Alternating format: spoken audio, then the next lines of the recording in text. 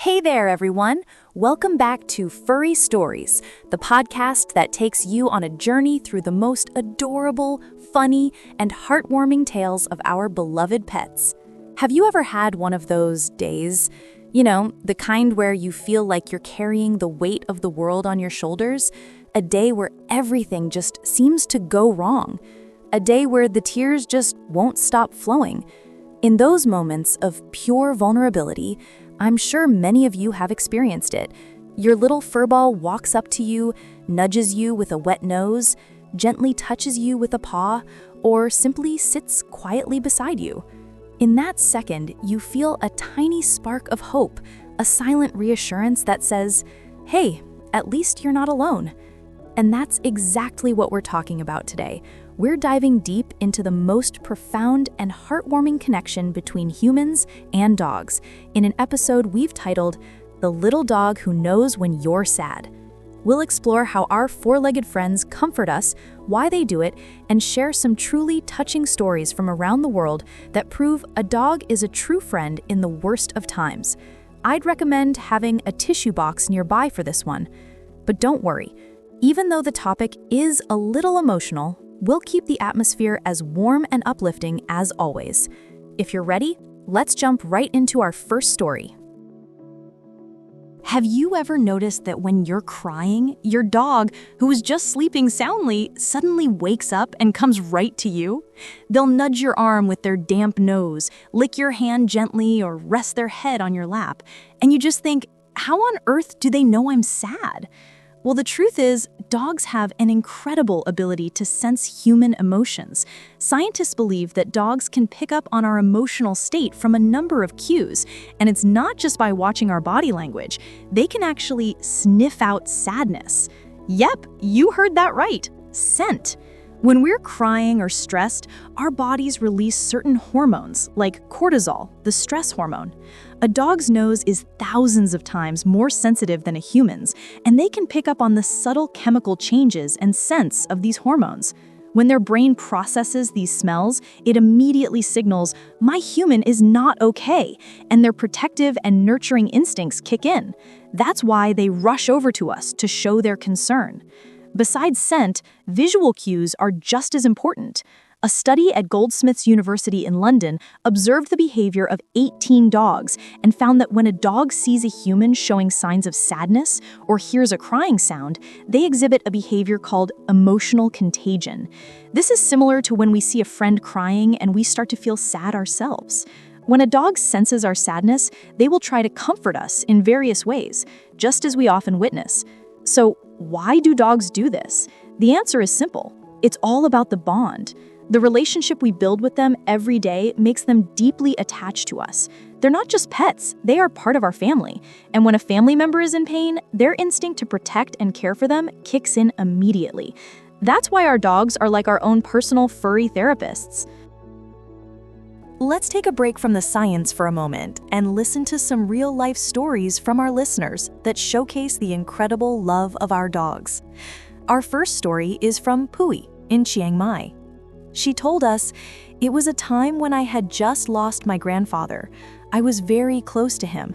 My world felt like it had fallen apart. When I got home, I went into my room to cry alone.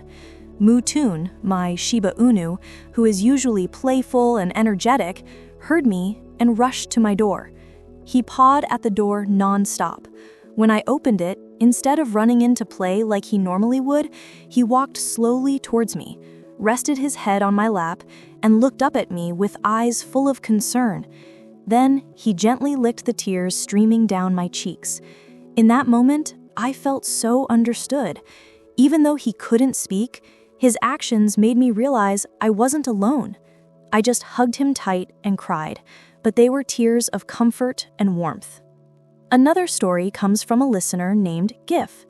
Gif told us, "I was a trainee at an internship, and the pressure was so intense. I made a mistake with some paperwork and was heavily reprimanded by my boss. I came home feeling awful. I have a golden retriever named Brownie.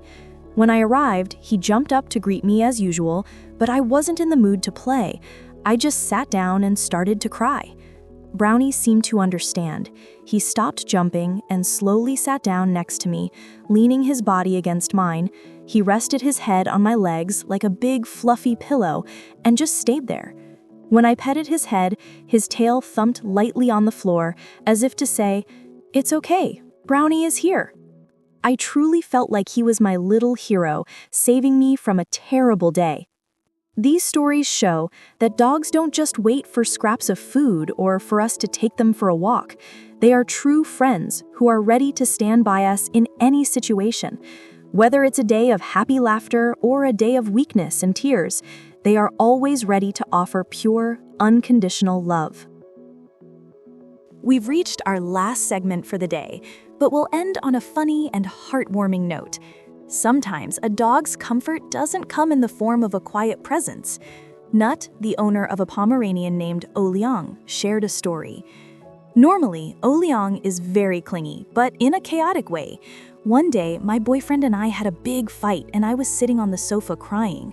Oliang ran right up to me, but what he did was he started tugging on my pants, tugging and barking loudly. It was like he was saying, "Get up and play with me." I just cried more. When Oliang saw I wouldn't get up, he jumped onto the sofa and started licking my nose non-stop. He was jumping all over the place like a little monkey. In the end, I burst out laughing through my tears. It was his chaotic way of comforting me that made me stop crying. He's my tear absorber and my personal clown all in one. This story shows that dogs' ways of comforting us are so varied. Some are gentle, while others use their playful nature to make us smile. No matter the method, the goal is always the same, to make us feel better. Pin shared a story about her Thai Ridgeback, Gappy. Gappy is usually very calm and quiet, but whenever I would sit down and cry, Gappy would walk over and his tail would start thumping loudly on the floor. Thump, thump, thump. Then he'd use his front paw to gently nudge me as if to say, "Don't cry, I'll take you for a walk." And I'd get up and walk with him. Just seeing him happy on our walk made me feel so much better. He didn't just comfort me, he pulled me out of my sadness by inviting me to do something good together. That's a true friend. These stories are a testament to the fact that no matter what breed, what size, or what personality our dogs have, they are the world's best comforters. They are a small but mighty source of strength that helps us get through the bad days. How are you all feeling after hearing these incredible stories of our comforting canine companions? I hope they've warmed your heart as much as they've warmed mine. For those of you with a furry friend, the next time you feel down, try giving them a big hug. Sometimes the power of unconditional love from a creature who loves us so purely can truly heal a broken heart. Remember, no matter what your dog looks like or what their breed is, the most important thing is the love and bond you share. Please take the best care of your four-legged best friend, because they are the most wonderful gift nature has given us. That's all for today's episode of Furry Stories. We'll see you next time. Goodbye.